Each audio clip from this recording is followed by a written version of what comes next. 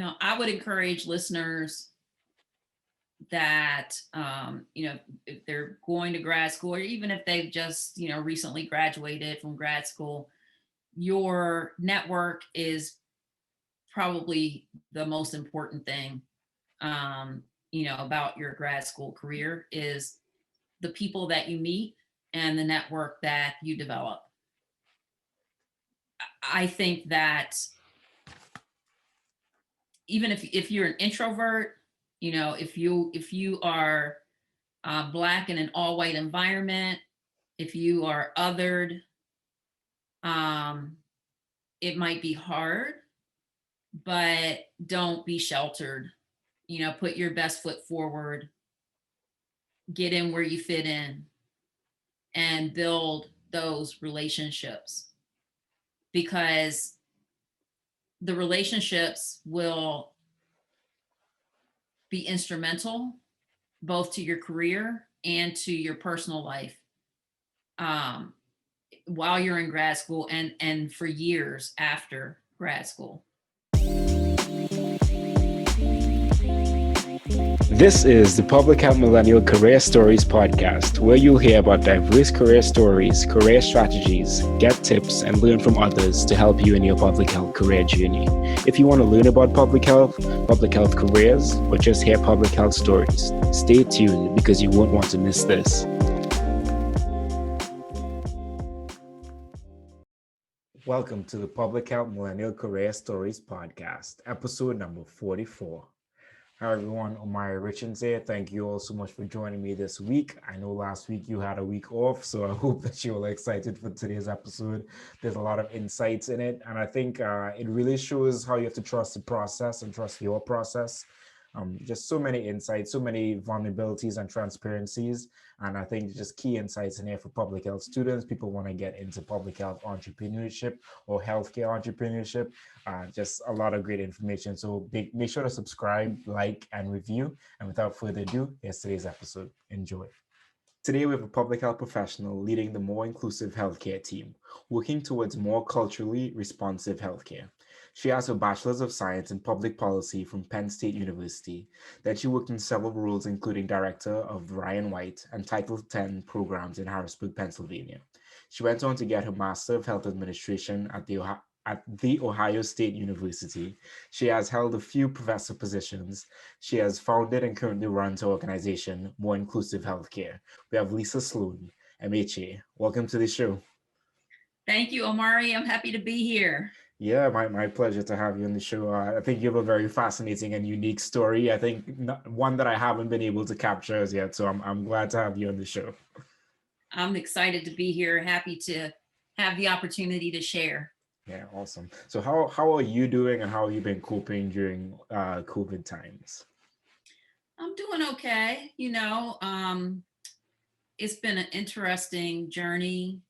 There's been lots of opportunity to learn and grow and evolve. And, when COVID first started, I felt like I was in a fog. I mean, like literally, I didn't know, what our next day would look like. Being in an environment where we are providing services to healthcare organizations, all healthcare organizations were slammed. And everyone was scrambling, trying to figure out, well, what are we going to do? What do we need to do to prepare? How are we going to clear out all of our other services so that we can just take care of COVID patients? And so that put all of our work on the back burner at More Inclusive Healthcare. And I was talking to my team about pivoting, trying to figure out, well, what else can we do? We've always been virtual.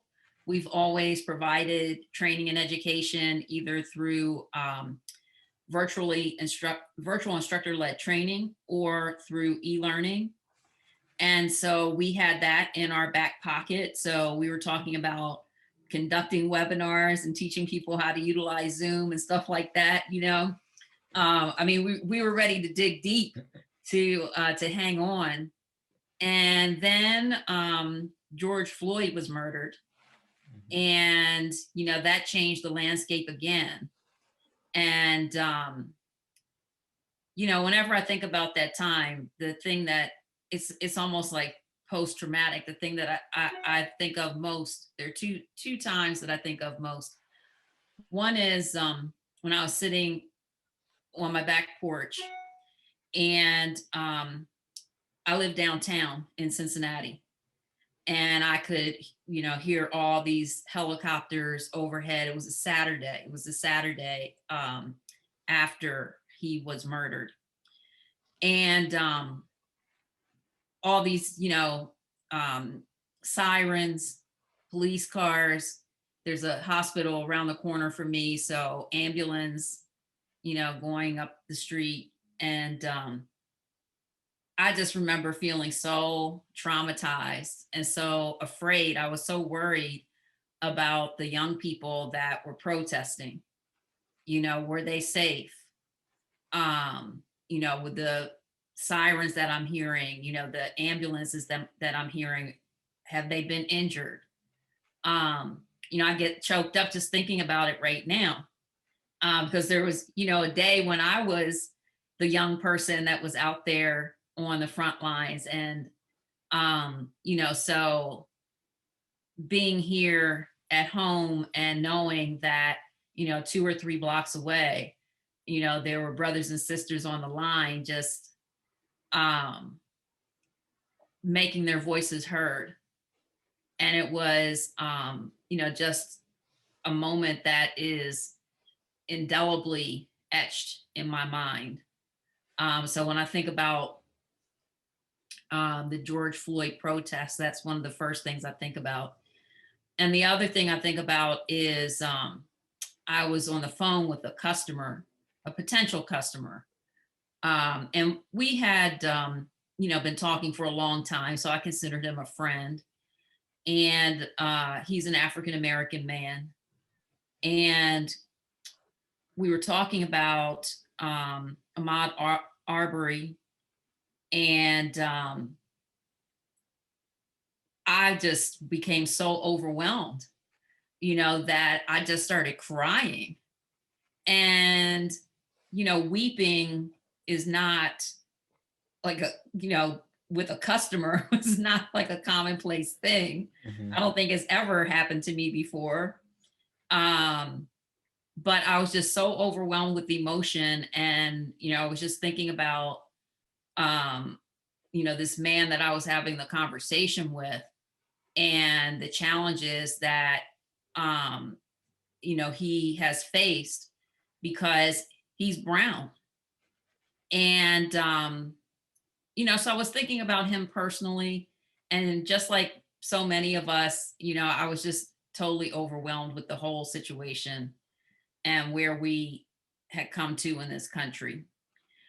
So, with that, I felt, I'm not sure of exactly what's going to happen, but I have a feeling that we're going to have fresh opportunities to address health equity at more inclusive healthcare, and, working with both health systems and other types of healthcare organizations. I just had the feeling at that time. And then the stats started coming out about COVID. And, this is stuff that those of us that are in public health or are I'm right on the cusp of public health and health systems, healthcare delivery. Those of us that are health equity champions and in those types of positions, we already knew what to expect. But then I started seeing, all these talking heads on MSNBC and on CNN talking about, the health disparities, and they were clutching their pearls. They were so shocked. And, I'm saying to myself, this is not shocking at all. This was very predictable.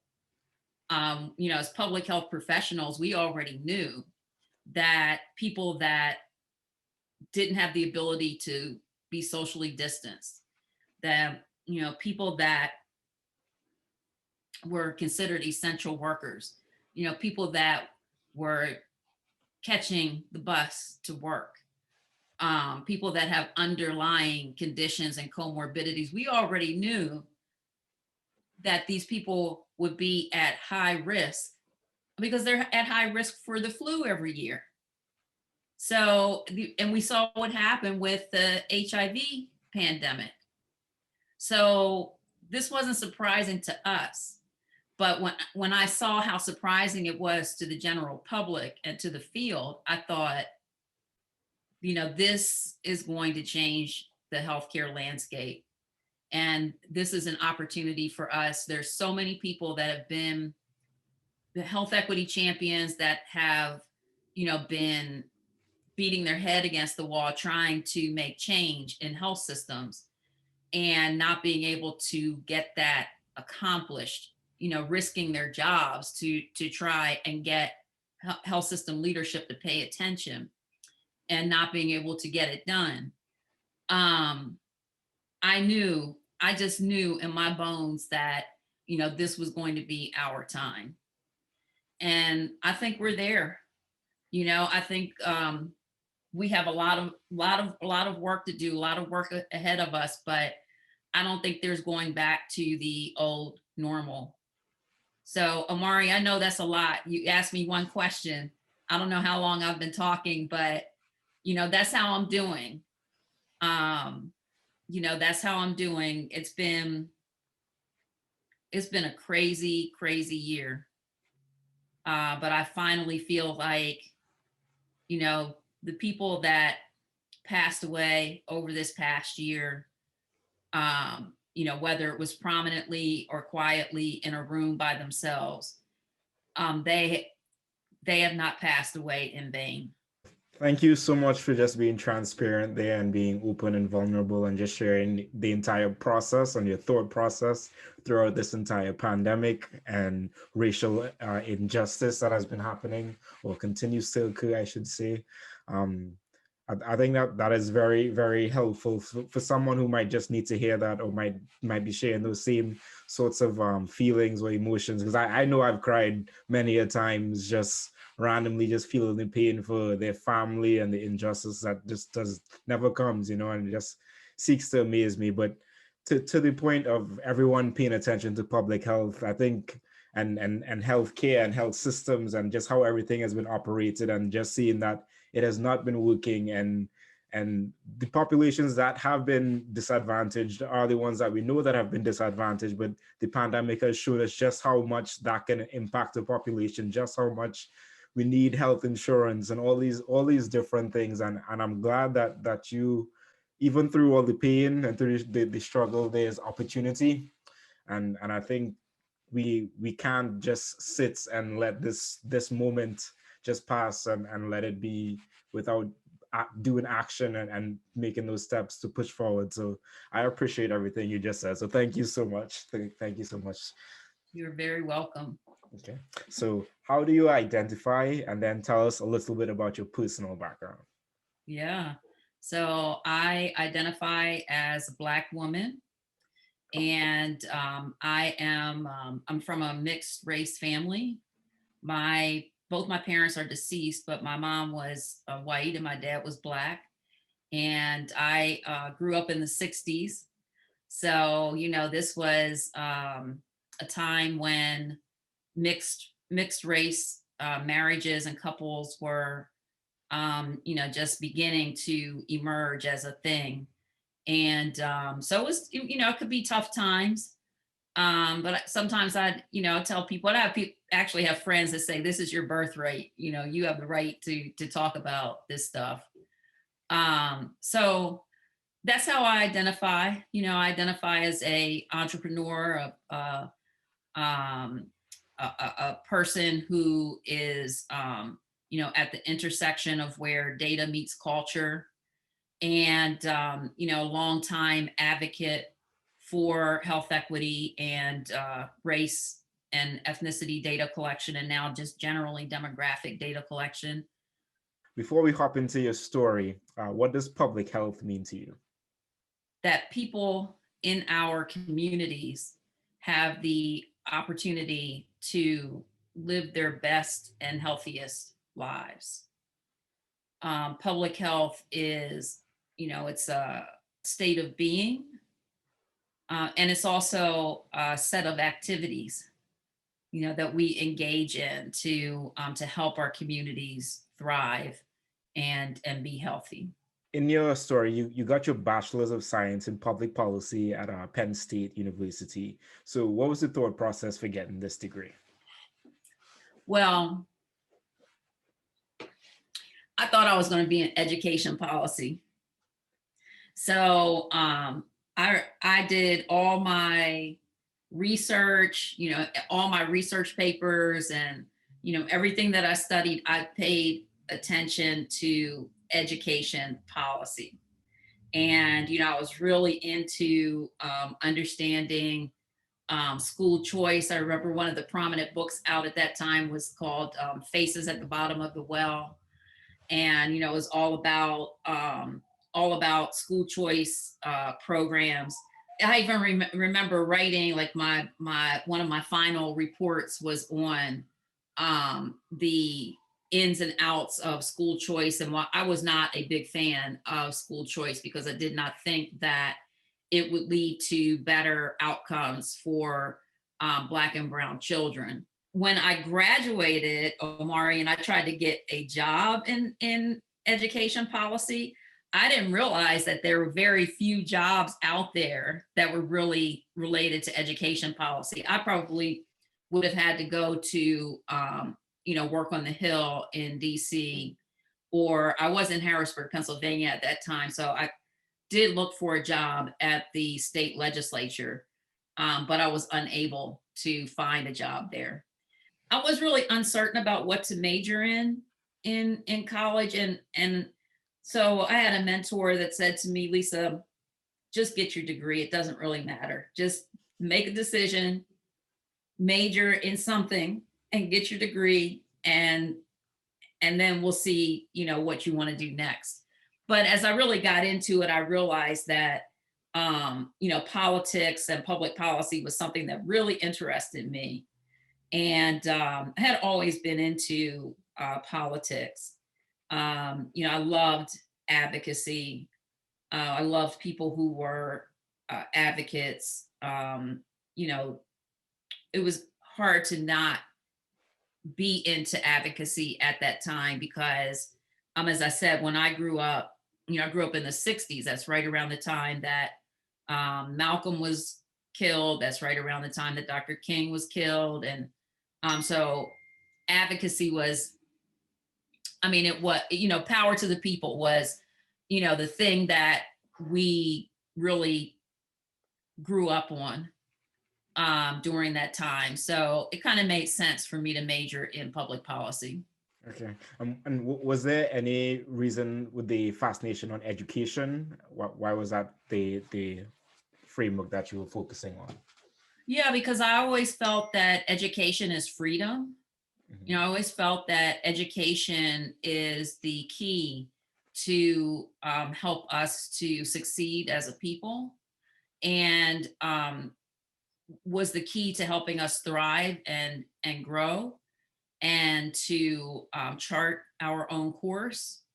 And I felt that every child deserved an opportunity to learn, and I want kids, I want young people to have the broadest opportunities possible. So during your undergrad, you were a diversity scholar legislative fellow. So how did you get this position or this fellowship? Actually, you know what? I think I have my little award right here, Evan Pugh Scholar Award. That's awesome. And this wasn't a setup either. I just keep this. It's something that I'm so proud of.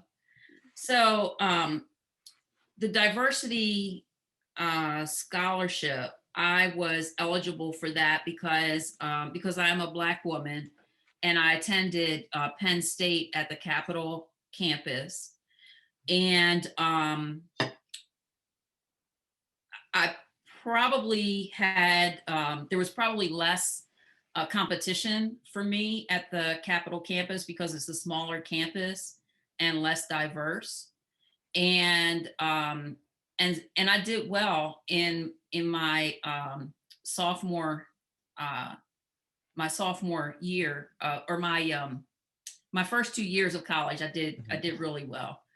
So I had high grades, and Penn State Harrisburg is a senior campus, so you go there for your junior and senior year. And so I had transferred from a community college, Harrisburg area community college, and um, so my good grades and um, my status as a Black woman, I had great mentors, and so I had good recommendations. I think all of that set me up to um, be eligible for that scholarship. But then it was doing really well and excelling in college that led to the Evan Pugh Scholar Award. So the Evan Pugh Scholar Award is it's awarded to students at Penn State who have a 4.0 GPA and that have excelled in other ways. And so one of the things that I did while I was in college is I did a legislative fellowship with the Pennsylvania General Assembly, and so that also was, I mean, a pretty prominent thing to do. And yeah, so all of that stuff combined, led to this award. I'm very proud of it to this day. Okay, that's great to hear. That's great to hear. And did you have to like analyze the policies, or like what particularly did you have to do if you remember that? Yeah, so that's exactly what I had to do. I had to do I had to research some specific policies, and then do some analysis. So just like the analysis that I just described on school choice and school district funding, similarly, the area that I was in the for the legislative fellowship, they were interested in both the political or the policy implications, but also the costs related to whatever legislation we were looking at. Mhm. So I was required to do some research around cost analysis and that kind of thing as well. But I'll tell you that, I mean, really the benefit of doing that fellowship and the benefit for them as well is probably more along the lines of relationship building. Mhm. So I established a lot of very important relationships, people who I'm still friends with today, Mhm. while I was there. And there were also people that I met there that were very influential and instrumental in my career later. Um, and I think we're going to talk about one of my first jobs out of undergrad. So my first job out of undergrad was, my responsibility was lobbying the General Assembly, and I got that job in part because I had that experience with the legislative fellowship, Mhm. and I knew how to do the job because of the legislative fellowship and Mhm. because of the relationships that I built, and what I learned about the process while I was there. The benefits of being in that fellowship really run deep, and you know help to ensure that I had a great start to my career. Yeah, and that is awesome. That's great to hear, because I feel like you definitely have to put yourself into those positions, and as you say, like, don't burn those bridges, because as you've learned throughout your career, those people have been very valuable to your progression, and probably you've been very valuable to their progression as well. So that's some great stuff. But I feel like it's the same kind of progression with me. Like, you get an opportunity, and then you get there, you build those relationships, you have the skill sets to take on the other opportunity. So just really have to put yourself out there to do that kinds of thing. You mentioned cost analysis. How does someone go about doing cost analysis very generally? Well, first you can, take a look at other policy that has been implemented. So policy that has um, some of the same variables, and take a look at, what the costs are related to that policy that's been implemented. Um, so, by examining what's already been established, and then, doing some comparison in terms of, what components are similar, what are different, what could we expect to be the same. Um, as a legislative fellow, I didn't have a lot of tools at my disposal, but that's, one of the things that I could do was, take a look at, what had been implemented otherwise, but also going to industry to to to either leverage what lobbyists and others had already determined to be cost factors, and playing around with those numbers. So of course every industry is going to they're going to, I don't want to say skew, but they're going to ensure that the way that they present the numbers are beneficial to their cause. Mhm, So you have to look at whatever industry has produced with a critical eye, mhm. keeping in mind that they're putting their best foot forward. It's like a first date, you know. um, so you always want to look at both sides of or all sides of an issue, or of a cost analysis. So if you have one part of an industry that's saying it's going to cost $100 to do this for each person that takes advantage of whatever, um and then look at the opposing views, which say, oh no, it's going to cost $10,000 per person, and the answer is usually someplace in the middle. So presenting all of those sides, presenting the previous policies or legislation that has some true outcomes numbers associated with it. um, all of that can factor into figuring out what a particular policy is going to end up costing. Okay, and that's some key insights here, because I feel like we think about policies a lot, but we never think about the cost basis or how they come up with those numbers and things like that. So that's great information. So thank you for sharing that. Um, and then moving on to your position out of undergrad, so as manager of government relations at the American Diabetes Association. So is manager of government relations like a term for lobbyists, essentially? Well, the American Diabetes Association is a nonprofit, Hmm. so technically they cannot lobby. Hmm. Part of my job was to um, lobby the General Assembly, or to be an advocate for the organization with the General Assembly. But the job also entails ensuring that as a manager of government relations, you bring in all the advocates that you can from across the state to also influence the legislature on behalf of the organization. So it's a broader position than a industry lobbyist, for example, a lobbyist that is representing a for-profit company. Hmm. Okay, awesome. So how did you come across this role? I couldn't get a job in education policy.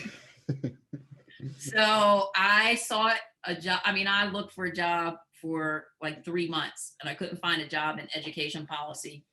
And the manager of government relations job for American Diabetes Association, um, okay, this is really going to date me, but it might have been in the newspaper. I know nobody looks for a job in the newspaper anymore. I'll tell you something, Omari. If I had to look for a job these days, I'd be in real trouble because I wouldn't even know how to go about doing it. But yeah, I think that I probably saw that job advertised in the newspaper. Okay. And so, I applied and I mean, I had a great background for it. I had an undergraduate degree in public policy, so I understood policy, and I had done the fellowship, so I had experience in the legislature, and I had a real thirst for doing something meaningful. And my main responsibility in that job was to get a piece of legislation passed that required insurance companies to cover the cost for supplies, equipment, and education for people with diabetes. Today, we call that healthcare transformation. Today we call that common sense. But back then, Pennsylvania was aiming to be the 22nd state to pass that legislation. And ultimately, we did pass the legislation. But it took us about 18 months to get it done. And that's part of the trick, is that the General Assembly in Pennsylvania meets for two-year sessions. Mhm. And so if you're going to get legislation passed, it has to be within those 2 years, Mhm. or it's like hitting the restart button. You have to start all over again. Hmm. So if you get something passed in the House, but it doesn't get passed in the Senate, and you go over that 2-year period, Mhm. you have to start the process over again. That that is quite a rule to have, especially if you're going to stay in that role for a long time. I feel like there are going to be a lot of losses or just things that are going to demotivate you as timing just and personal changes are going to like throw off what you're trying to do. So that is crazy. That's crazy to think about. Um, Yeah, it is. It is crazy, but I'll tell you, it was exhilarating. It was like so motivating. It's like, we know we have to get this done. So, you push it, push as hard as you can mhm. to get the job done. It was the best job a person could have, after graduating from college. And by the way, I was a non-traditional student. I didn't go to college right after high school. Um, I had a whole career in DC, like for 8 years before I actually went back to college full time. Mhm. So I was a little bit older. At that point, I was probably approaching my 30s, but it was fun. It was a fun job. And I had to use all the leverage that I could find to get it done, to get that legislation over the finish line. But I knew it would impact so many people, because I met people on a daily basis. Omari, people would. This is this was one of the interesting things about the job, because part of my job was working with advocates. These are people that had diabetes, or they had children that had diabetes. And I met one man that had diabetes neuropathy in his feet. Mhm. And he would call me a couple times a week and just ask me how I was doing. How are you doing, Lisa? um, you have to hang in there. He'd say things like, it's too late for me because neuropathy is not reversible. Um, but we have to get this done for other people that are newly diagnosed with diabetes, so we can prevent this kind of thing from happening to them. And, I mean, it was people like him, that would call me and just remind me, why I was doing the work. Mhm. And then there was a couple that I met, and their daughter had diabetes, and she was probably 6 or 7 years old. And I'll never forget, they came to meet me, and I mean, they just came to meet me because they were in Harrisburg and they really wanted this legislation to pass. Mhm. And they just came to talk to me about it, to tell me how important it was. And so I got to put faces and names, with the need for this legislation to pass. And, as you could hear from, my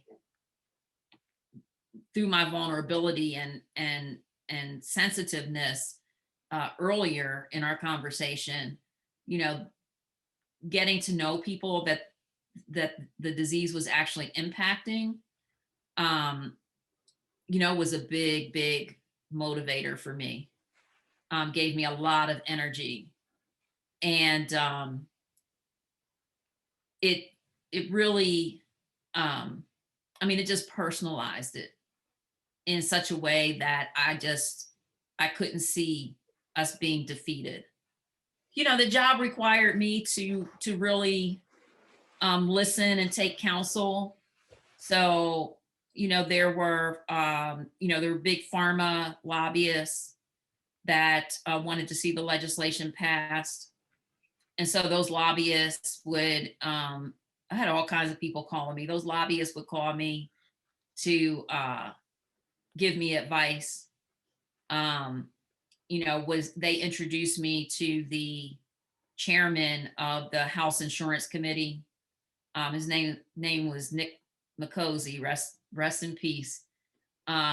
He was a powerful man from Philadelphia. And, he had been in the legislature a long time. And when you control the insurance committee in a state like Pennsylvania, that's a lot of power, and that's a person that really knows how to navigate within the legislature. And so, the lobbyists were the ones that shared with me that he had recently been diagnosed with diabetes. And they introduced me to him. And he and I became, I wouldn't say friends, but he was definitely influential and appreciated the work that I was doing, and the fact that I was young and early in my career, and I was motivated and I was headstrong, but I wasn't so headstrong that I couldn't hear or take advice. And so he needed to navigate certain things in the legislature to get this legislation passed. He was a Republican, and Republicans weren't big on mandates.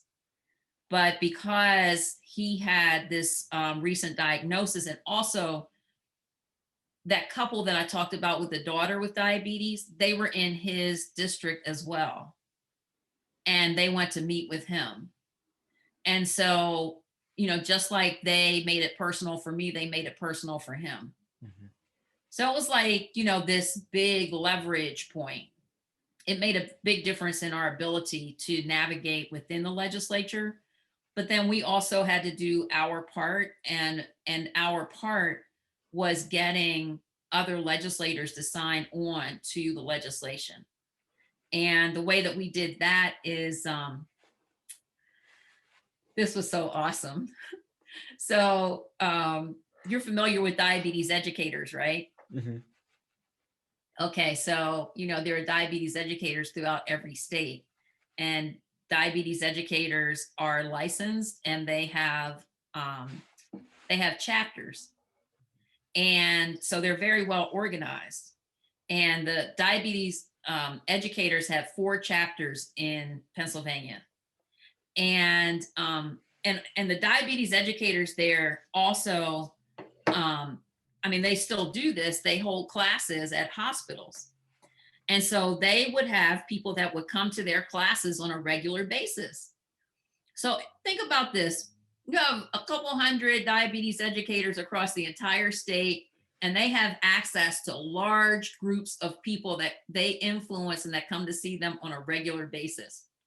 So my friend and I, Suzanne Graney, Suzanne was the director of communications for American Diabetes Association at the same time. So we were colleagues in addition to being friends.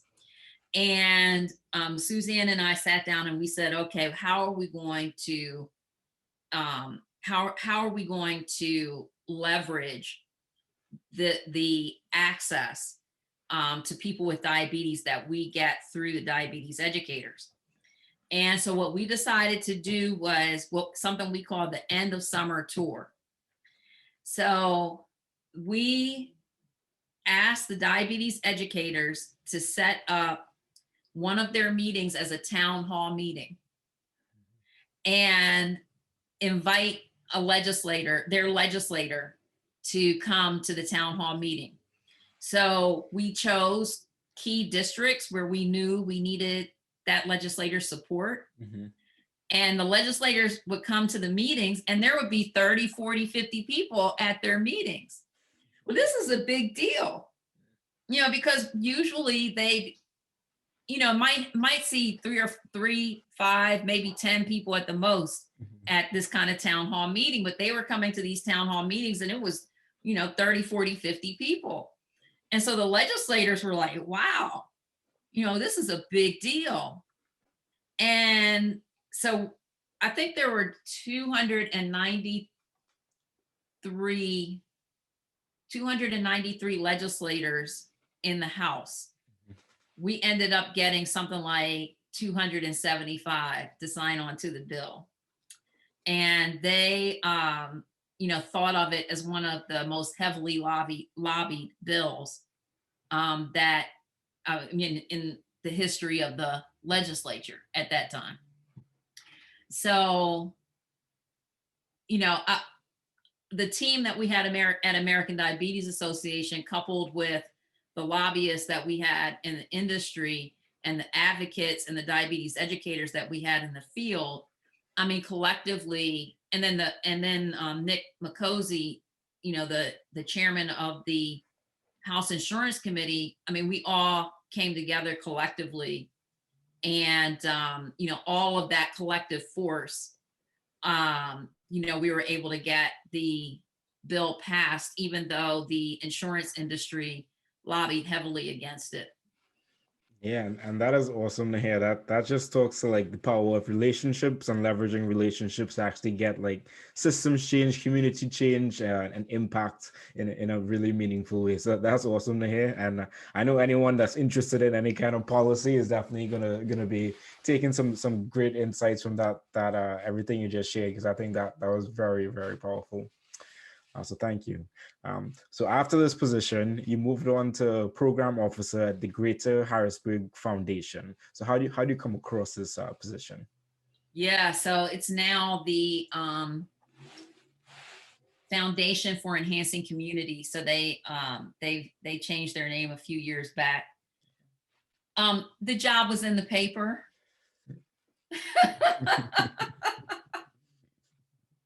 Awesome. Again, the job was in the newspaper, and there were some big changes that happened at American Diabetes Association.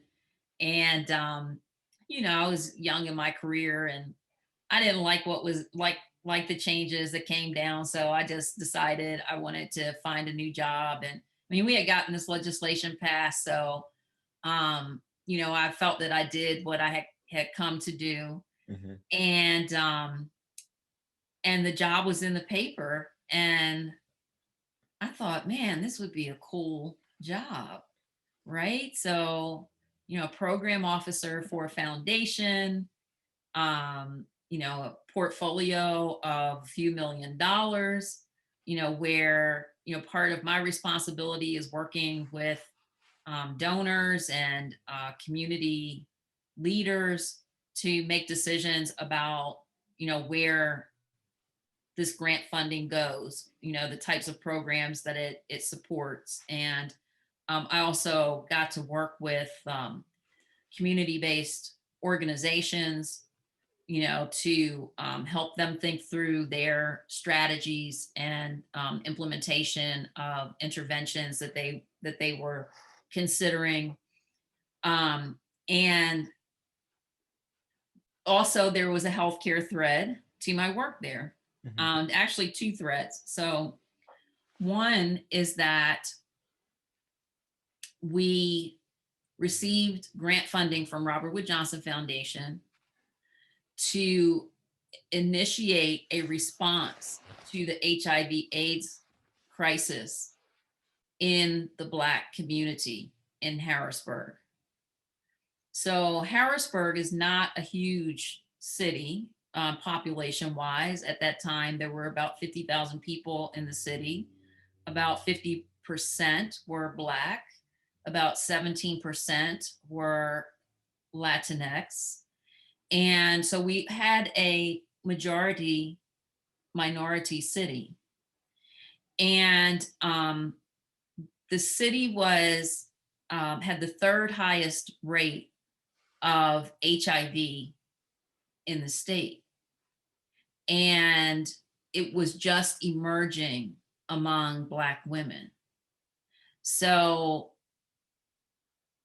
I was in the position of being able to work with community leaders to initiate a response, to initiate a strategic plan for addressing this disparity that had emerged in our community. It was frightening, to be a young person, in your 30s, single, and you couldn't live life the way that, people once did. We weren't and could not be as free in our sexuality because, it was like playing Russian roulette. And, when I think about, all of the controversy around mask wearing today, there wasn't real controversy about wearing condoms or using condoms, but people just didn't use them. I was personally impacted by the HIV crisis, just in that, like everyone else at that time, my sexuality was impacted by it. And, it was really a frightening thing. And yet, it required a lot of negotiation, with your partner, or someone that you're dating or involved with, to, talk to them about wearing a condom. And you have to put your foot down and say, well, if you're not going to wear a condom, then we're not going to go much further, So, it was a real challenge, but also, when you think about it from a professional perspective, it was heartbreaking, to know that this disease was emerging among Black women, and that, it had the potential to impact lots of people in my life. It had the potential to impact us as a community in a very devastating way.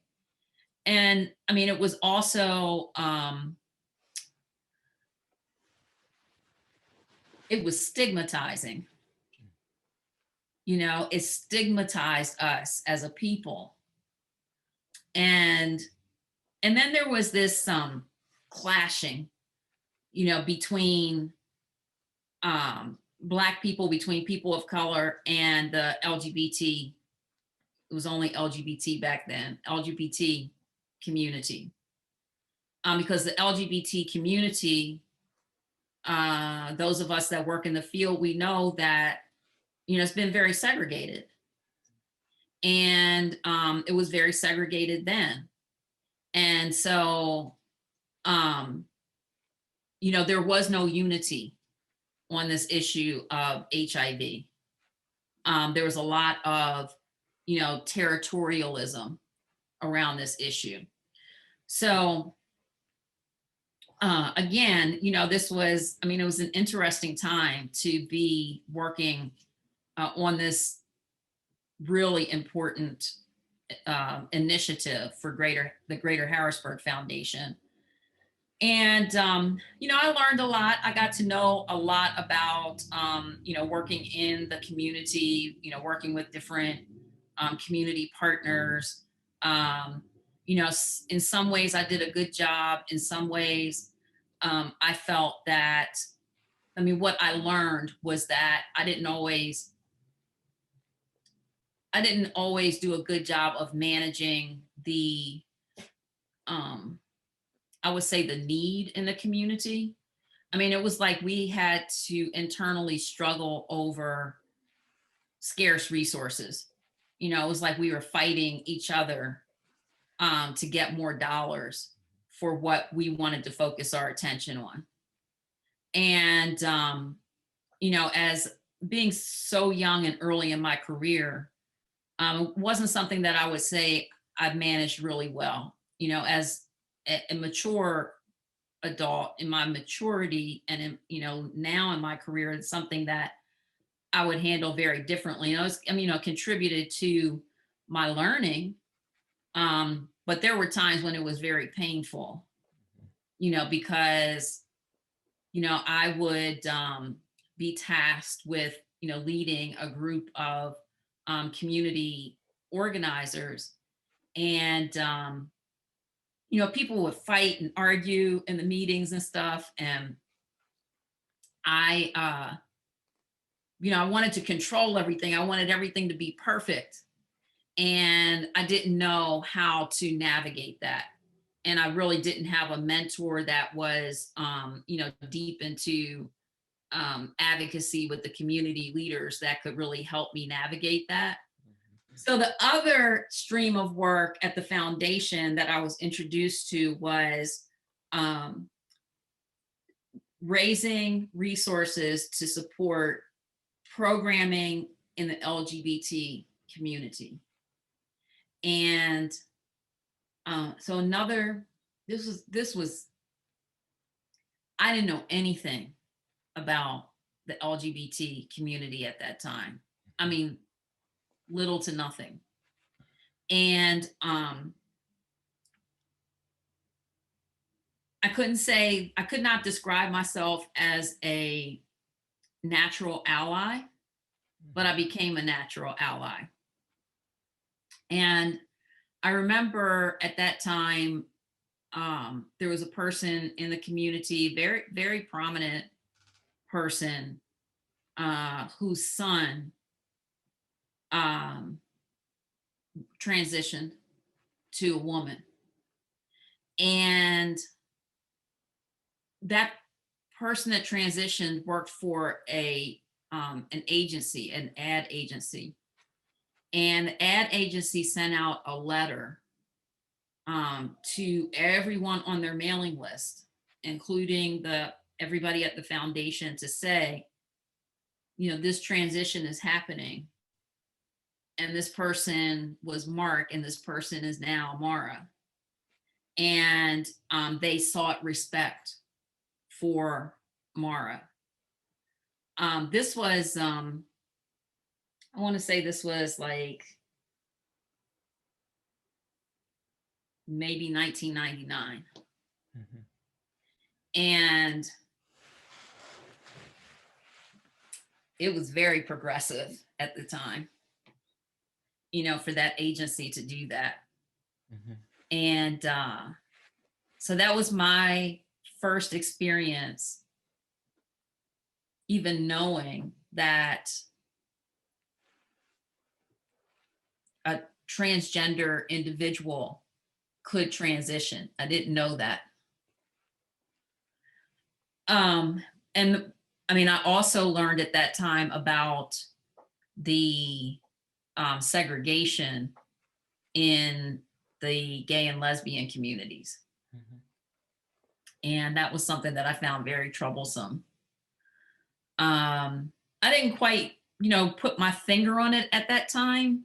I learned more about it over time, but it was an important introduction for me to the LGBT community. And, an important opportunity for me to learn and to learn to be open-minded and listen and be empathetic and to acknowledge and address my fears about things that I didn't understand. Um, this is, I mean, reminiscing on this just makes me really appreciate, how awesome my career has been. I met people at that time, with this initiative. The initiative was with a foundation. At that time, it was called the Astra Foundation, and the foundation awarded the Greater Harrisburg Foundation. Maybe it was $250,000 or something like that, and we had to match it by raising $250,000 in the community, and then we could use all of those resources for grants to the LGBT community. And so, we had a community committee um, of people that identified as gay, lesbian, bi, or transgender. And I worked with that committee to raise that $250,000, and then work with them to do some of the grant making before I moved on to my next job. Okay. And this is awesome. You had two very meaningful experiences right out of your bachelor's program, and I'm glad that you are just sharing and reflecting and just being so transparent in your journey, and like and talking about like in hindsight and like what you learned and what you've seen. And I think it's so interesting to think about like how society shifts its norms, and we as people like today just being more trans progressive. And of course we're not there as yet, but just us having a better understanding of it, then I could definitely understand the confusion of people growing up and then learning this thing that is just so different from what they are used to. But I'm just happy to see that you were able to navigate that, and it seems like things have just gotten better from that situation. So moving on to your next position, you were director of the Ryan White and Title 910 programs at Hamilton Health Center. So tell us a little bit about how you got this and then what you did in this role. Yeah, so I just want to mention one thing, and that is that, that the brown stripe has been added to the LGBTQ plus flag, the pride flag. Mm-hmm. And that's very meaningful. Some people may not have noticed that, but that brown stripe has been added to acknowledge that there has been segregation in the community, and that people have become very aware of it and committed to changing that. Mm-hmm. And that's been exceptionally important for Black trans women. And Black trans people, period. But especially Black trans women that have suffered so much discrimination and violence for who they are. So I just wanted to acknowledge that. Yeah, and I appreciate that because I did not know that. So I appreciate that knowledge and that insight. Yeah, so as if I didn't have enough to do while I was at the foundation, I had a side hustle. Ask me where I found that time. I do not know. So my friend, Janine Peterson, was the CEO, and she's still the CEO of Hamilton Health Center in Harrisburg, Pennsylvania. And Janine had was seeking some funding to support something that she was doing at Hamilton Health Center, and I think that's how we got to know each other. And we went to the same church, and so it's amazing the relationships you develop through church. So Janine, said, Lisa, I know that, you're a good grant writer. And she said, I really want to go after some funding. I want to go after a HRSA Ryan White grant, and I want to go after a CDC prevention grant and focus the resources on HIV in the Black community. And, given the work that I was doing at the foundation and what I understood to be true about the emerging statistics and how I felt about it personally, I was all in. So Janine and I wrote these proposals. I'll never forget one night going over to Janine's house, and I had these chocolate covered coffee beans from Starbucks, and went over to her house, and I'm popping these coffee beans, and we were up all night. And I mean, I was wired. I'll never forget how wired I was from those coffee beans. This is how I did it, Omari. This is how I had the side hustle. It was the coffee beans that kept me going. So we stayed up all night writing that HRSA proposal, and we spent several weekends working on it, and working on it at night and stuff. And because if you know anything about HRSA proposal, they're like 80 pages deep. So we wrote that proposal and submitted it. And in the same time period, we submitted a proposal for a CDC prevention grant. And Hamilton Health Center ended up getting both grants, both worth several $1 million. And so Janine called me to tell me the great news that they had gotten the grant. And she said, now, what am I supposed to do now that I have the money? I need somebody to manage this. Would you come over and manage one of these grants? And so I said, yes, I will. And she gave me my choice of which one I wanted to manage. And I chose to manage the HRSA Ryan White grant. And, for me, career-wise, this was a big deal, because I was going from a community foundation, that had millions and millions of dollars, and I had a portfolio, that I was responsible for, and everybody loved me. Everybody loves you when you're a program officer for a foundation, right? And I'm going to this federally qualified health center with a structural deficit, that has a hard time making ends meet on a good year, located in an alley.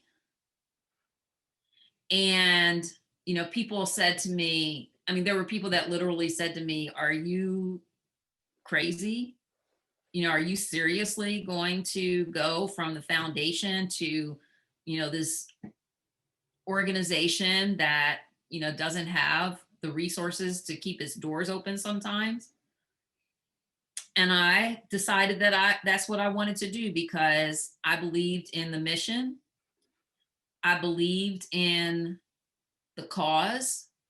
I believed in the need for community health centers. So if you're not familiar, your audience is not familiar with federally qualified health centers, but they're public health professionals, so they probably are. But federally qualified health centers are steeped in history. They are steeped in the civil rights movement. Federally qualified health centers emerged as a part of the civil rights movement. And it was that the fact that they were steeped in the movement, and given my disposition, toward advocacy and public policy, it just seemed like the logical move for me. It was something that I just felt deep in my soul was the right thing for me to do. And so I made that jump over to the FQHC. And so you notice that throughout my career, I have this healthcare thread.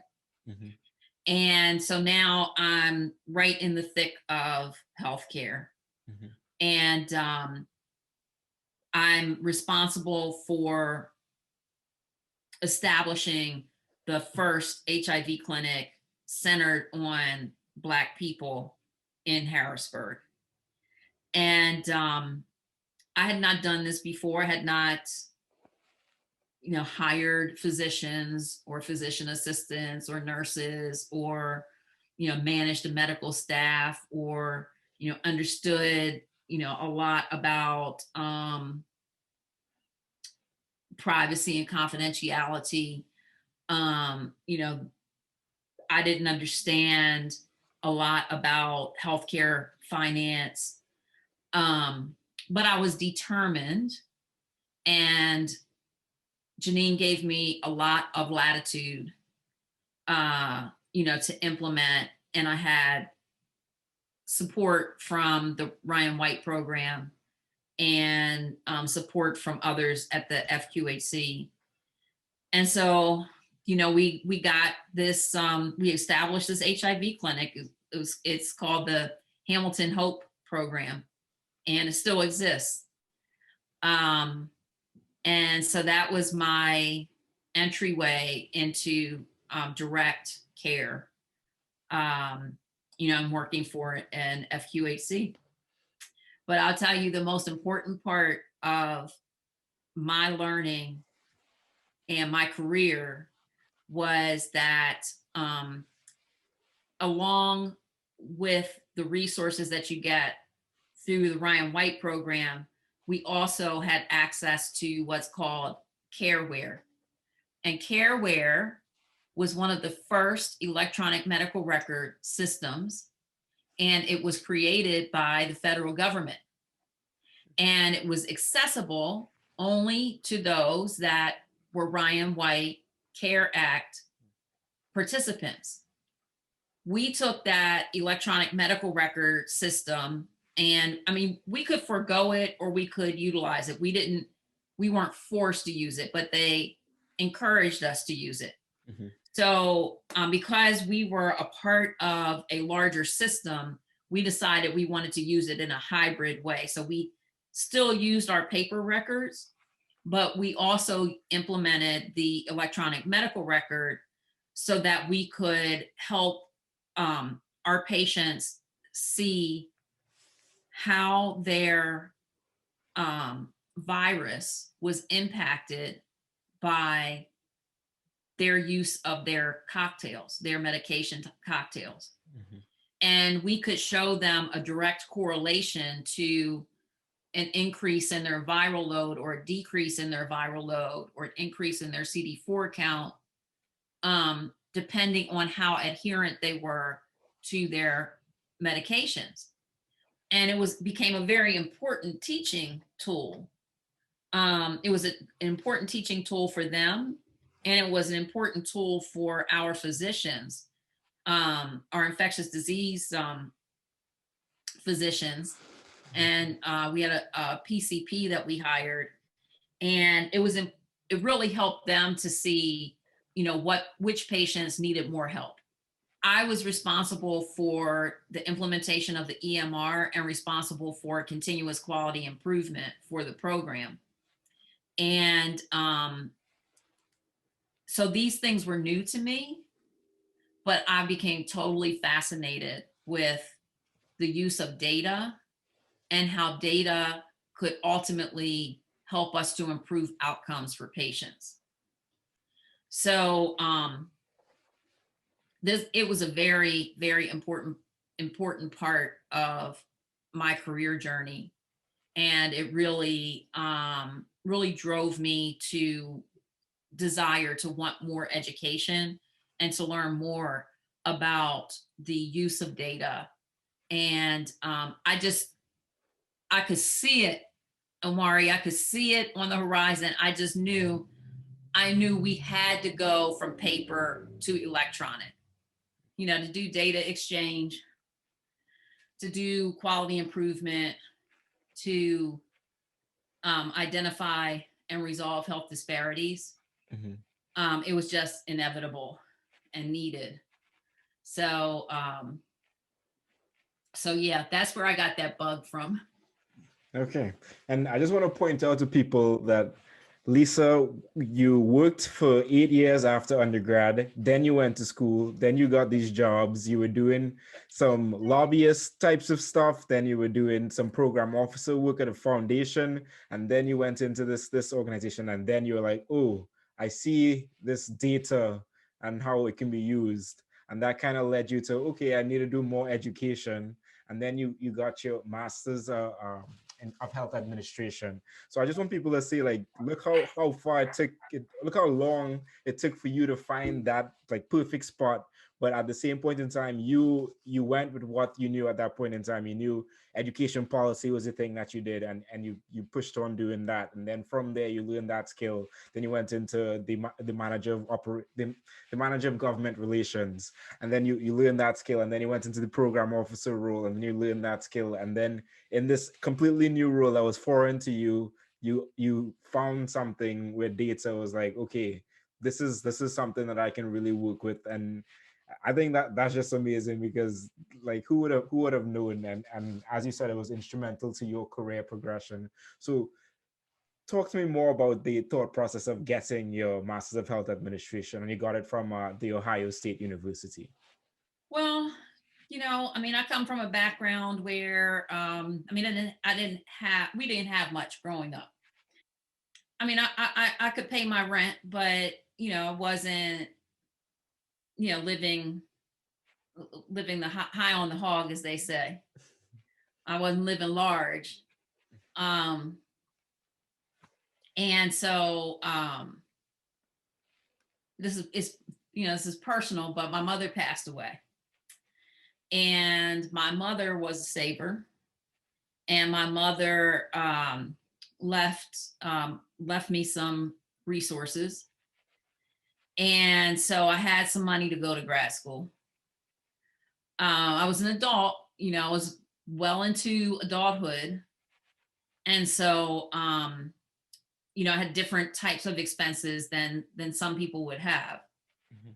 But I applied to a couple of different schools, and I wanted to go. If I was going to go, I wanted to go to one of the best schools, and the best school that I could get into. And I didn't think a school like one of the Ivies was right for me.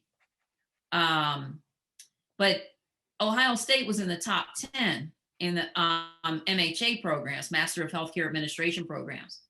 And given my career and my interests, I was really wanted to be someplace where it was either heavily influenced by public health or within a college of public health. Mhm. And at that time, the MHA program at OSU, at the Ohio State University, was it was in the School of Public Health, which is now a College of Public Health. So when I applied there and I was accepted, I liked the way that the program was situated. I liked that they were tied for number 10 by US News and World Report. I liked the fact that they were in a school of public health. And so Janine, the CEO of the health center, and my friend Kim Davis, she was the HR director at Hamilton Health Center. And the three of us drove to Ohio. So we drove to to Columbus from Harrisburg so that I could interview with the program director. And so I interviewed with Dr. Sharon Schweikart, and I liked her immediately. And she's a organizational psychologist by training. And she saw something in me, and she ended up offering me a fellowship. And so I had a full ride the first year. And that made all the difference in the world for me. Coming from meager financial background, first generation college grad, in my immediate family, we kind of, skipped a generation in terms of college. And so that fellowship made a big difference in my life. And so, the stars aligned, everything lined up. And my mom loved Ohio State. She used to follow Ohio State football. She followed both Penn State and Ohio State, but she really loved Ohio State. Mm-hmm. So it just all lined up. Okay, that's awesome. I'm sorry for your loss, first of all, but that is amazing that it lined up like that, and you were even able to get the fellowship on top of getting into the MHA program. I always had a side hustle, and my side hustle while I was in grad school was writing proposals for health systems. Mm-hmm. So, I had developed that talent and, had experience with it, as I described. And so I worked with a government relations firm. And yeah, I wrote proposals on the side, which paid me additional money while I was in grad school. Yeah, that is dope. That is dope. I'm glad to hear that, and it's great to hear that you're always like outside doing something outside of like what is the primary thing. And I think that's the mind shift that we all need to get, to really have not just one like source of income and things like that. So that's awesome that you're mentioning that, and it has been a theme throughout your story.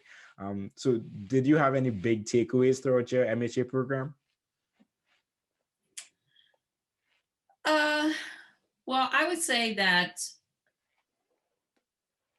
I would encourage listeners that, if they're going to grad school, or even if they've just, recently graduated from grad school, your network is probably the most important thing, about your grad school career, is the people that you meet and the network that you develop. I think that even if you're an introvert, if you are Black in an all white environment, if you are othered, it might be hard, but don't be sheltered.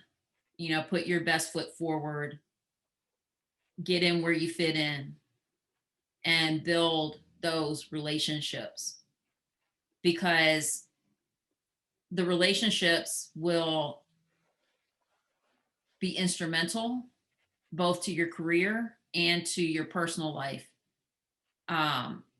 while you're in grad school and for years after grad school.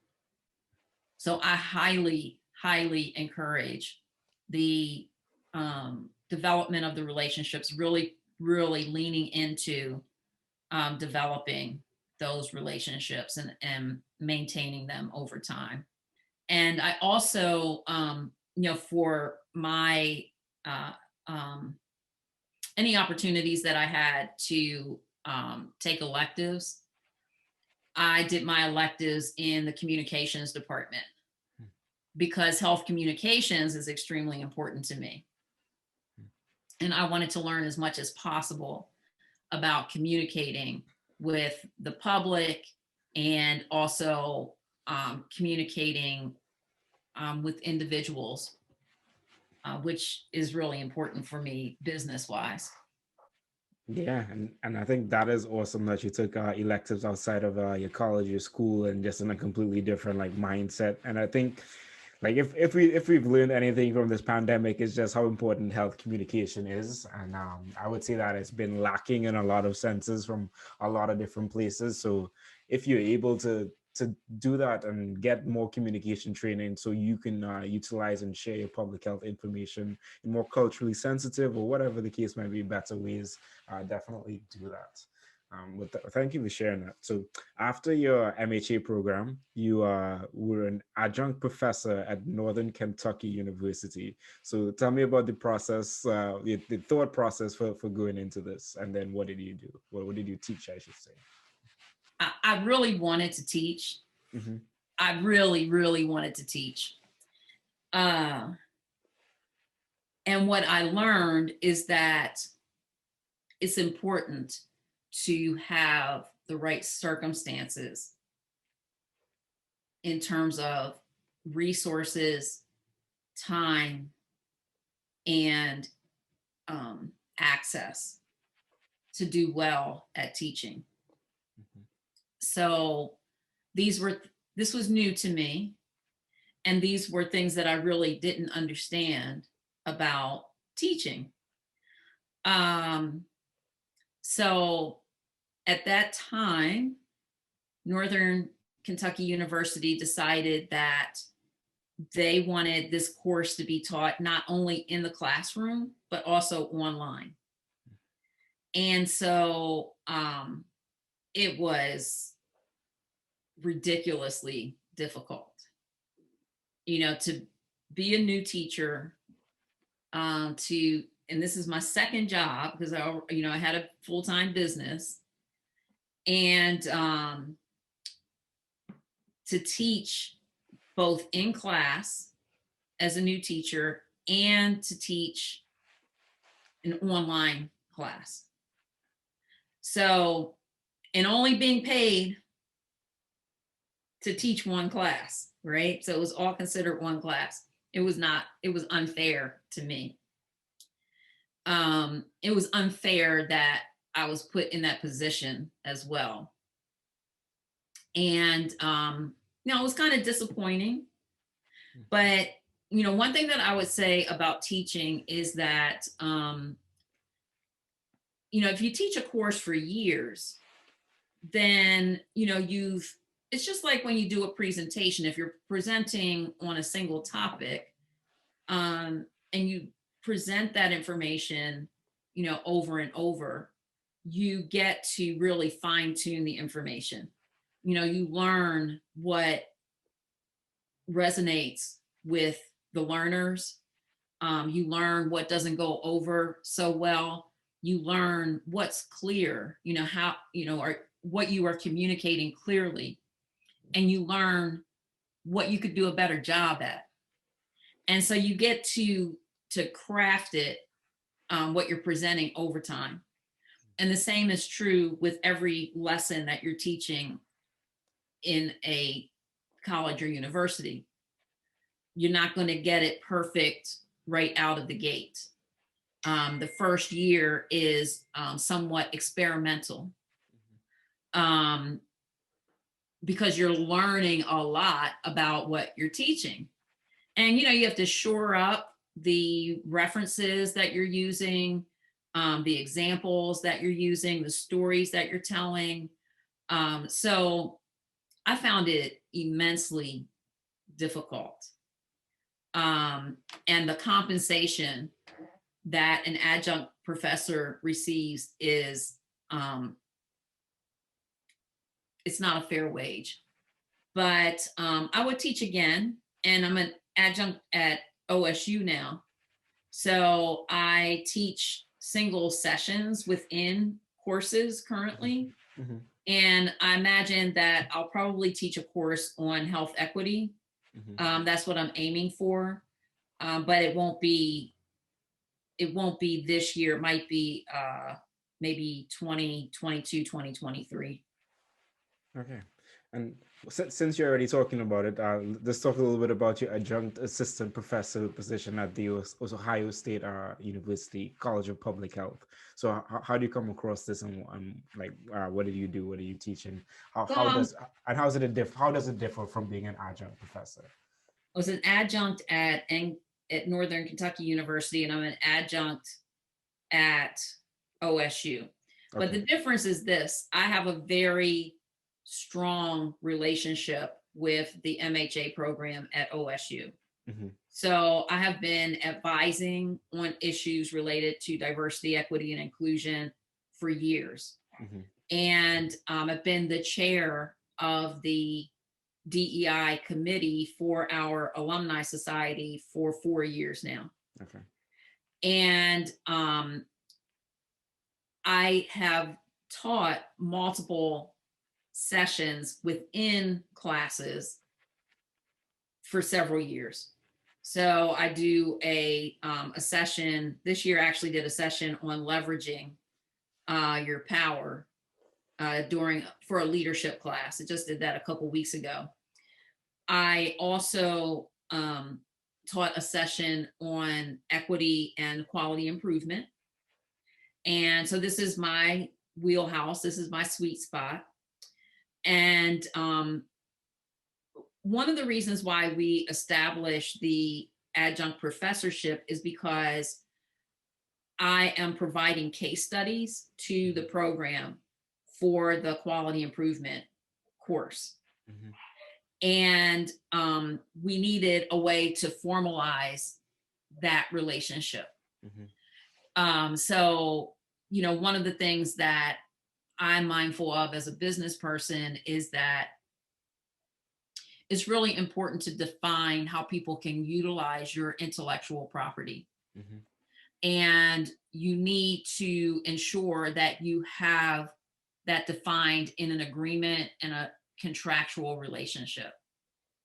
And so, because we saw the need for the program to have access to these case studies, and I want to provide the access to the case studies, one way to do that was to establish this relationship.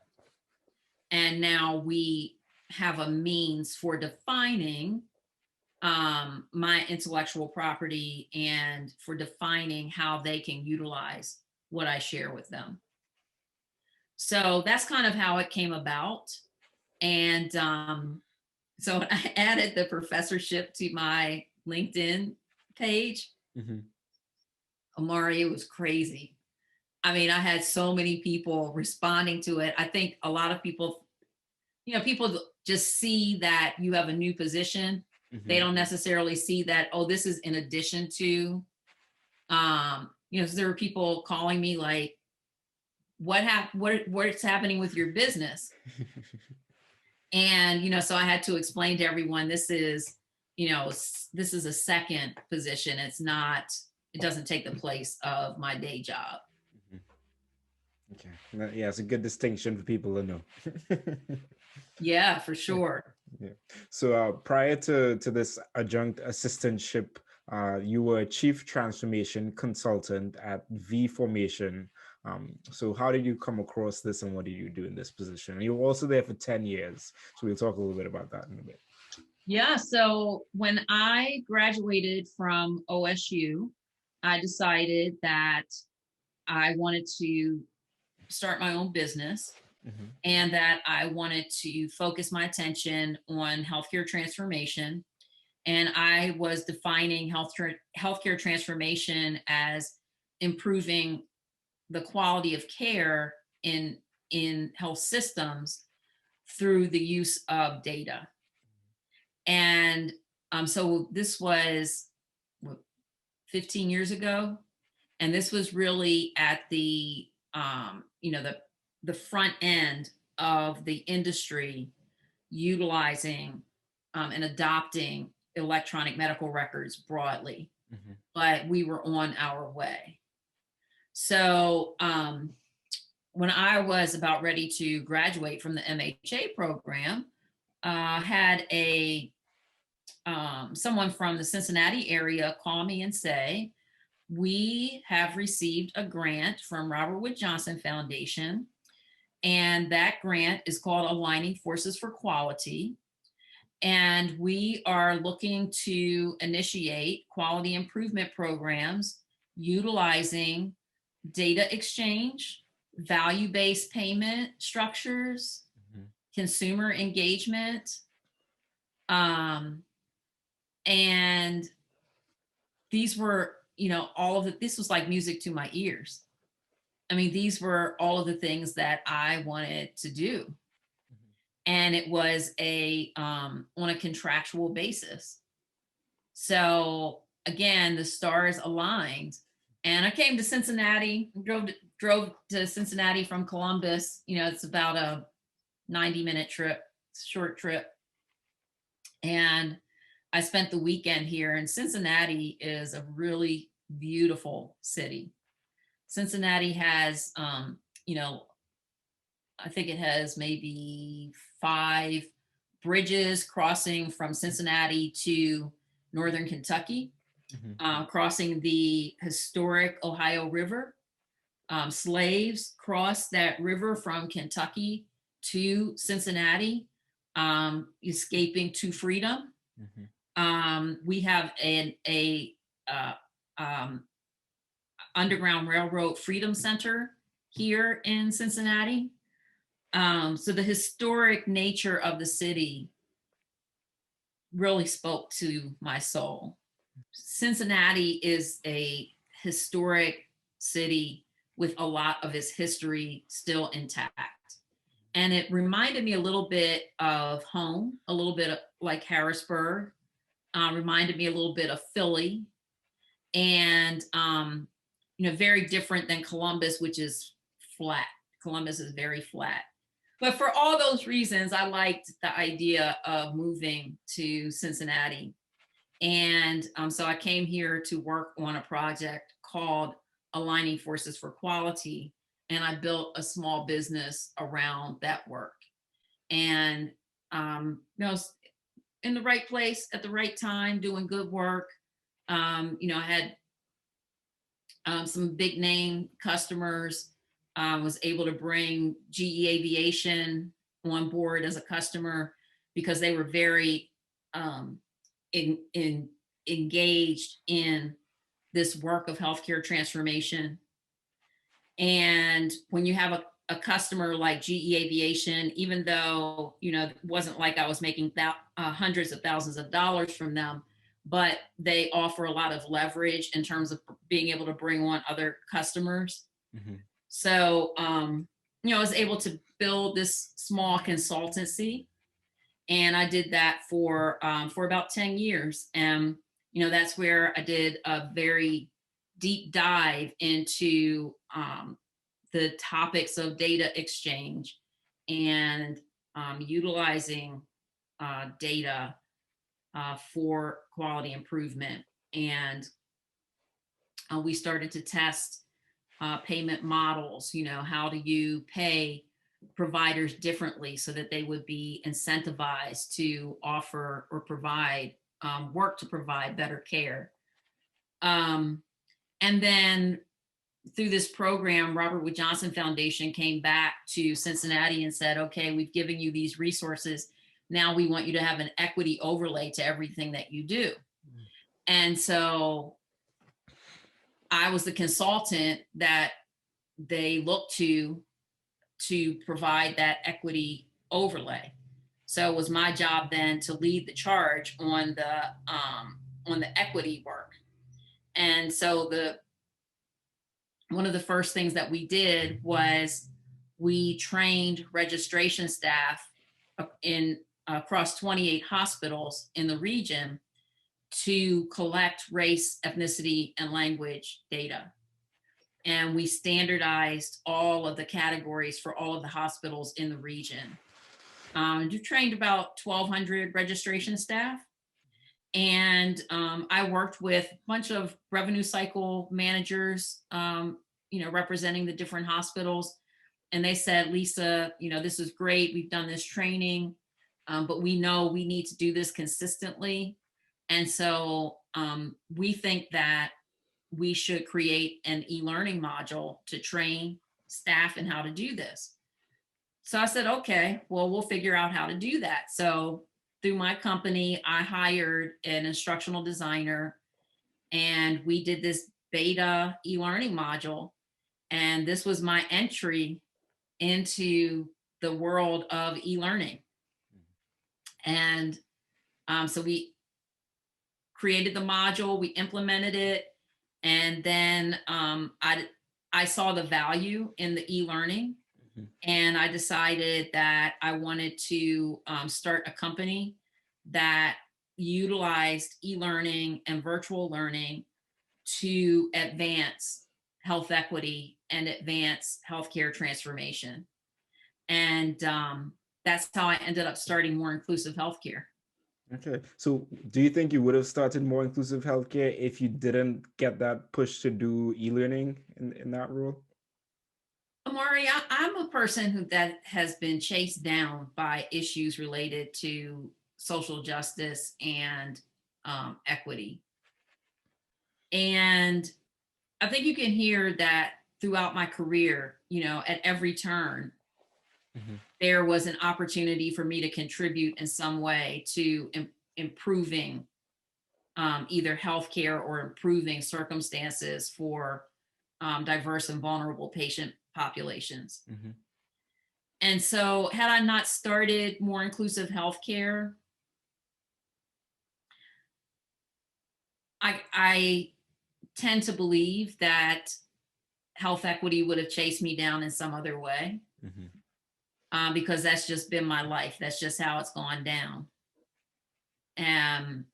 So yeah, I think I may not have started More Inclusive Healthcare, but somehow I would have been in a similar kind of role.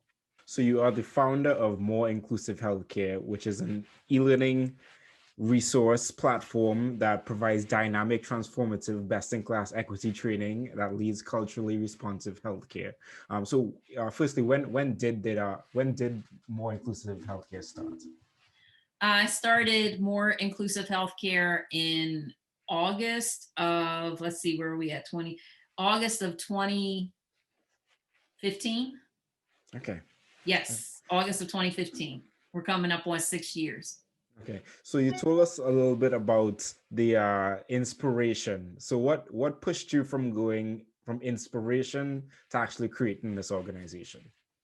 I realized, let me tell you a little story. So this is how I decided to start More Inclusive Healthcare. So myself and my colleague we went to a meeting with a gentleman named Peter Margolis. So he's a really well-known physician. You might have heard of him.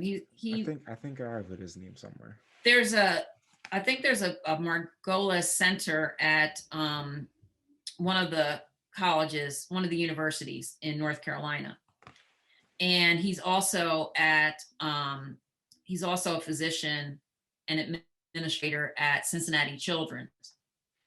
And so we went to meet with him at Cincinnati Children's. And remember, I told you we're in quality improvement, right?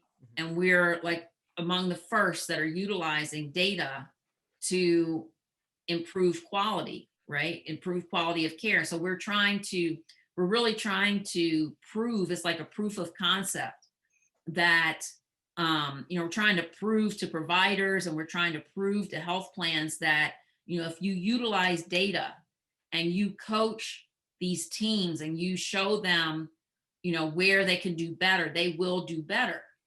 And we'll see better outcomes. We'll see better outcomes for patients, and we'll see lower costs.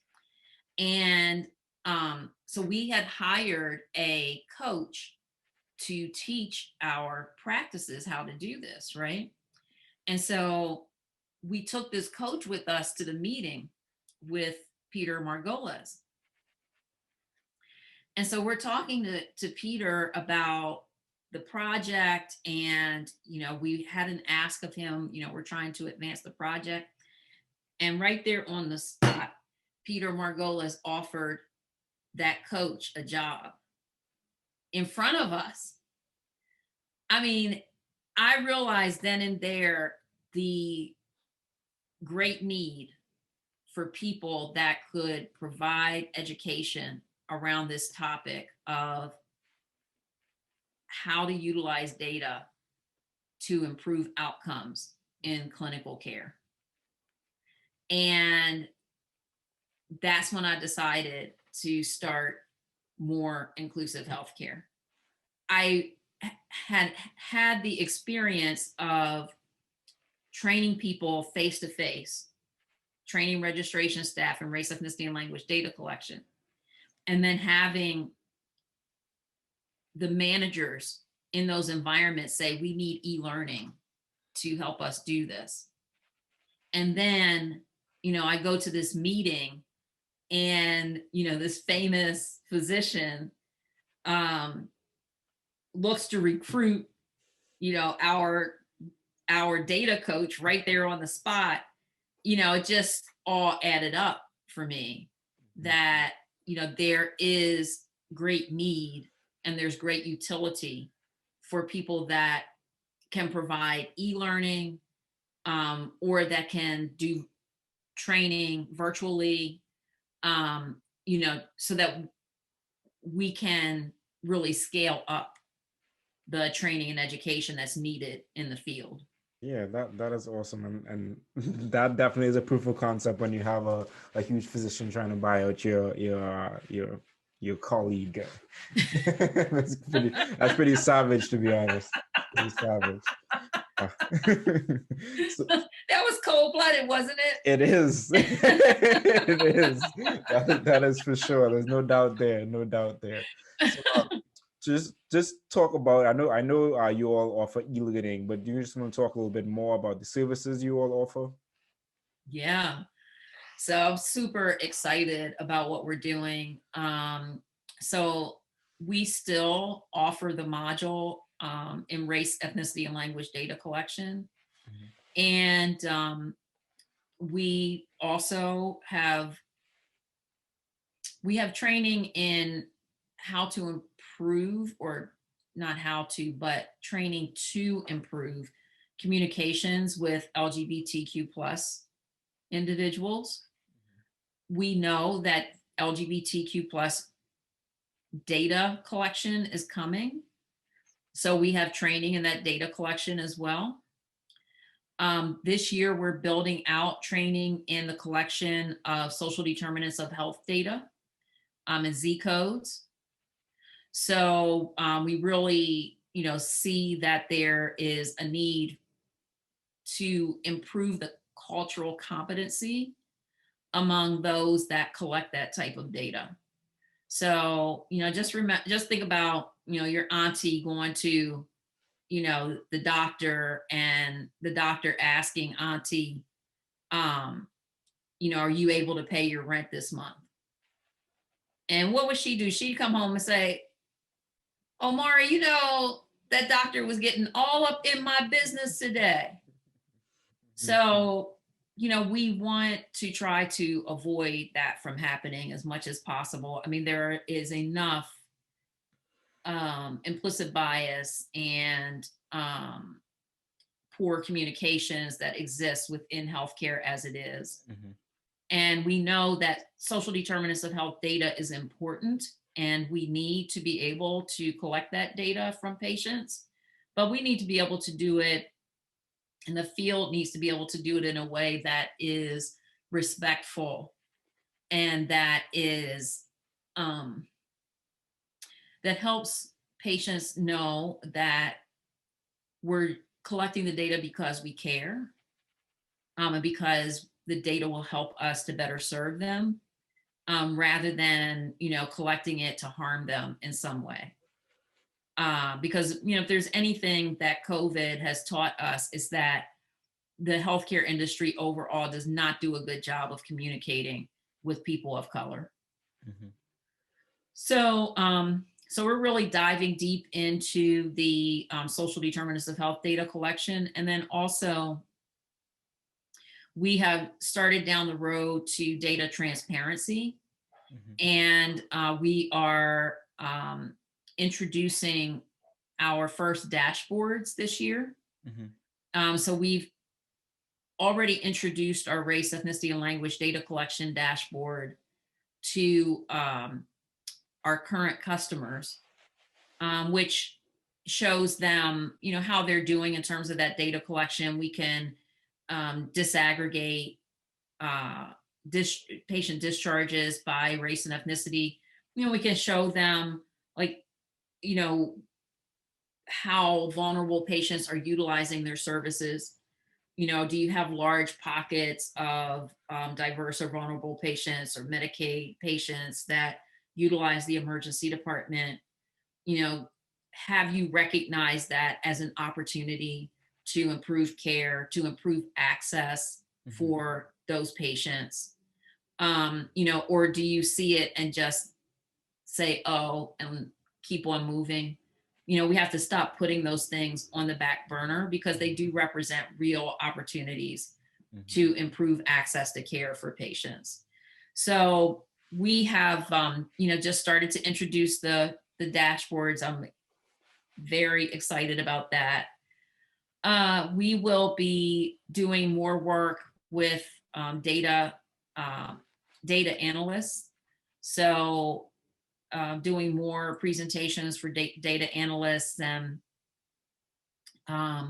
we'll likely have a certification coming for data analysts in health equity.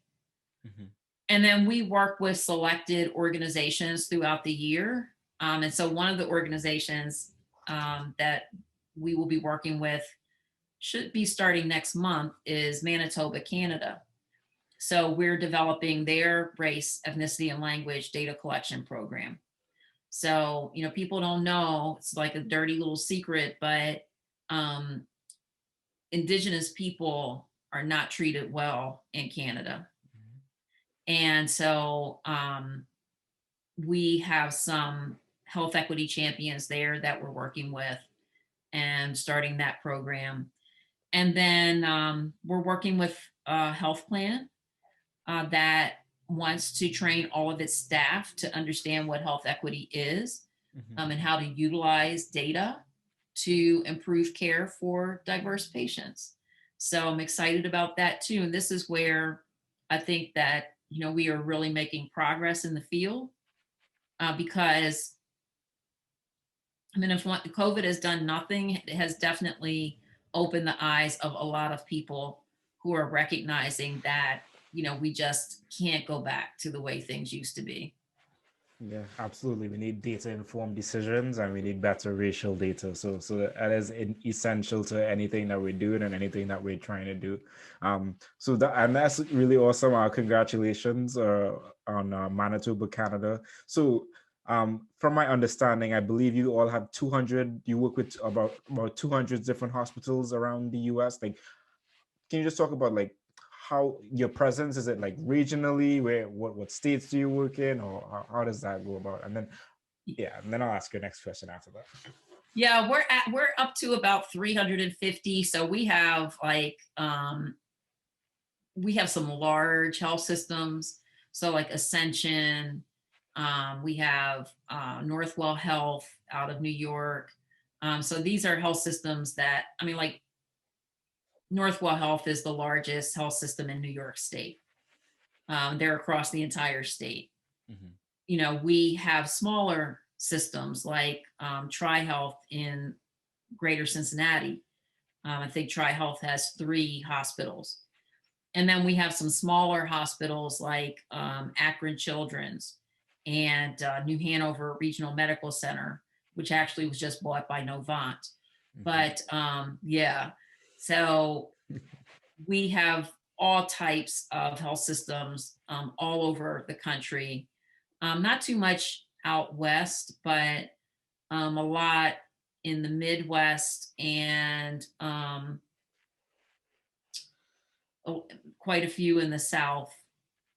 And we, during the COVID period, we brought on, I think, 4 health systems in the Cincinnati region. And I have been I've been really working with lots of people in the field in Ohio. So I have a feeling that we will probably expand pretty significantly across the state. Mhm. And we haven't done a lot of marketing, Omari, but I plan to do a lot of marketing in the third and fourth quarter of 2021 and Mhm. then into 2022. Okay. So I think, we're poised to grow pretty significantly. Yeah, I could imagine. I could imagine. So what is the recruitment process like? How do you get new health systems or new hospitals on board? Ooh, Lord, it's a long journey. Yeah. So the pipeline to get a health system on board is long. And that's, in part, it serves us well because it means that, it's difficult for competitors Mm. to, just come and, start selling what we sell because it just takes a long time to sell in the healthcare industry. So, um, some of our health systems know us through relationships that we've had with larger associations. So, for example, Vizient is one of our customers. And so some health systems have learned about us through Vizient. Mhm. We've had some statewide associations that we've worked with. I've been doing a lot of talking, a lot of presentations. So, I'll do presentations for associations, for IFDHE at American Hospital Association. Present at one of their conferences. Um, I work LinkedIn. I'll engage with someone in a post. Um, if there's a more prominent colleague that regularly posts, then I might engage on their posts. So people that don't know me, might get to know me or gain access or see something that I post. And so I'll have some people connect with me. I've had people connect with me through LinkedIn that has led to business. Mhm. Word of mouth, people that refer us. We have a 1 year license agreement, so a lot of our customers re-up and then expand, what they buy from us. So there's that too. Okay. Yeah, that's awesome. Sounds like a really, really good business model. It seems like with the moat of having people like not be able to get those contracts because it takes a long time to build those relationships. And since you're already building those relationships, and last time, like just me talking about the 200 hospital health systems that you worked with to now 350, that's crazy to think about. So I'm glad that you're seeing that growth, and I hope that it continues. So tell me, how did you go about building the team for your organization? I think you're less than 10 employees, if I haven't mistaken. Oh yeah, we're less than 10. So um, I mostly have contractors Okay. and faculty.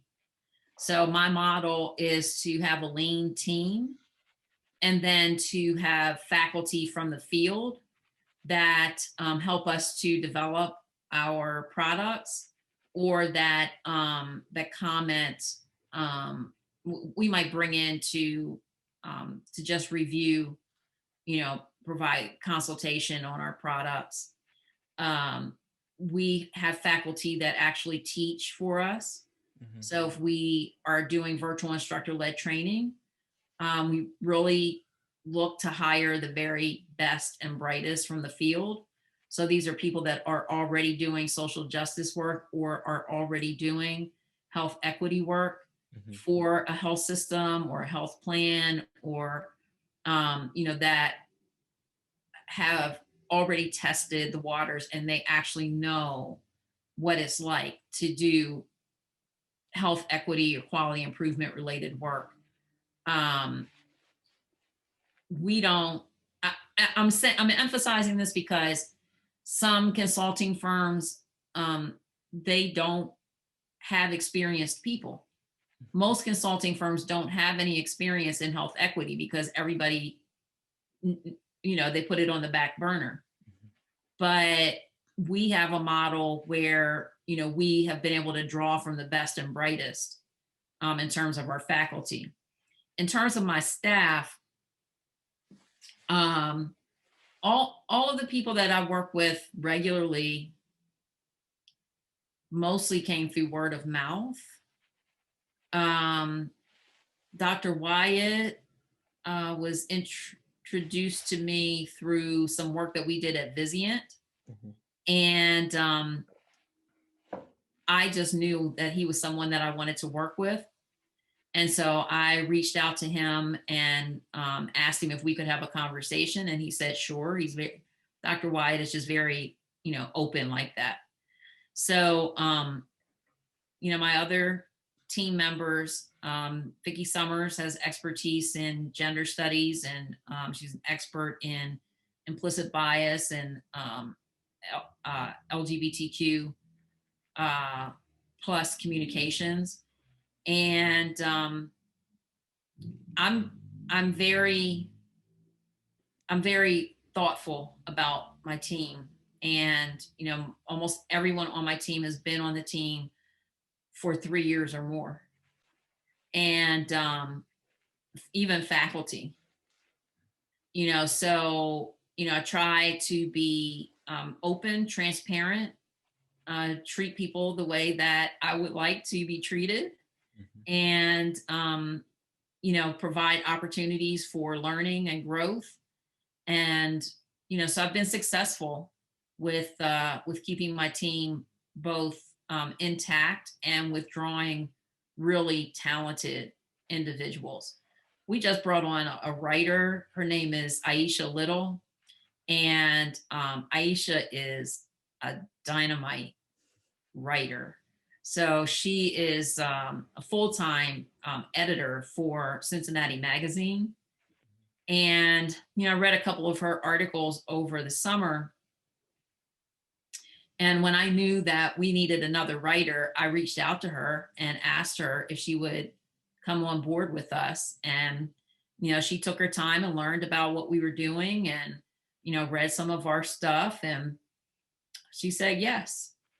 So, when I see talent and I see people that have the skills that I know we either will need in the future or that we need immediately, I don't hesitate to reach out to those people and, start developing the relationship and, keep people in the pipeline all the time. Yeah, awesome. That is great. That is great. And it seems like you're a really good model, and you built out a really good team. So where would you like to see yourself in the future? I see myself retired on a beach, drinking a Mai Tai or something. In about 10 years, I'm looking to retire. I actually am thinking about moving to your state. Awesome. Look forward to that. So moving you on to the last section of the show, the Furious Five questions I ask all guests. Number one, what advice would you give to a student trying to pursue a career in public health? My advice is go for it.